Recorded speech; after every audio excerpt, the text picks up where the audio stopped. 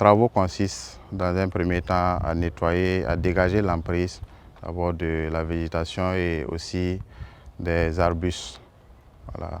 Donc, en préparation des travaux de terrassement. Donc, le second poste, c'est du point zéro de Tita, commençant à partir de Tita et qui prend fin à Boromo. Donc, les travaux se poursuivent jour de jour comme de nuit et avec différents intervenants. Notamment, il y a l'équipe technique, l'équipe d'encadrement et aussi les conducteurs d'engins et l'équipe de maintenance. Il faut dire que toutes les conditions sont réunies pour que les travaux avancent comme il se doit.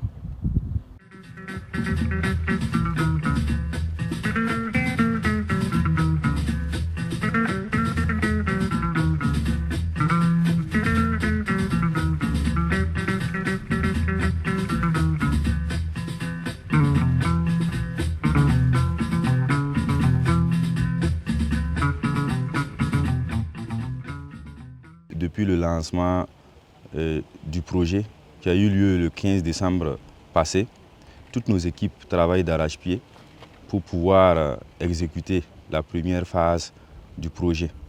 Donc la première phase du projet consiste au nettoyage de l'emprise. Et il faut dire que nous avons avec nous des équipes très dynamiques et motivées. Donc à ce jour, nous sommes à plus de 70% de taux d'exécution. Sur les 332 km que le projet est en cours, nous sommes aujourd'hui à 232 km nettoyés. Pour le nettoyage, c'est essentiellement des bulldozers qui travaillent. Donc ils terrassent les arbres et enlèvent en même temps les racines pour faciliter la prochaine étape de terrassement. Nous travaillons jour et nuit, 7 jours sur 7, ce qui nous a permis d'atteindre ce taux.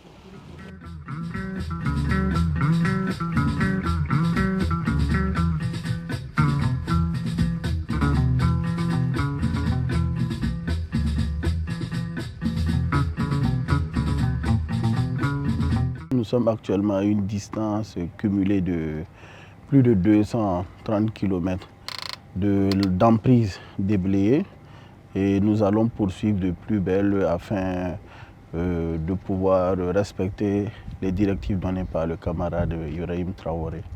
Okay. Les difficultés sont essentiellement, j'allais dire, d'ordre environnemental, mais c'est tout à fait normal parce que vous savez, une autoroute, l'emprise forcément impacte des populations riveraines, que je salue d'ailleurs parce que nous avons vraiment eu beaucoup de facilité, que ce soit avec les autorités coutumières et autres qui nous ont facilité la tâche, les populations qui participent.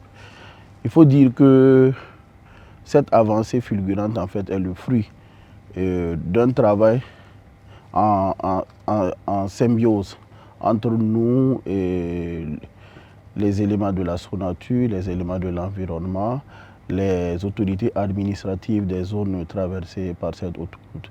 Donc c'est le lieu encore pour nous de remercier tous ces gens et nous comptons encore sur nos braves populations afin de pouvoir réussir ce projet populaire, ce projet tant attendu.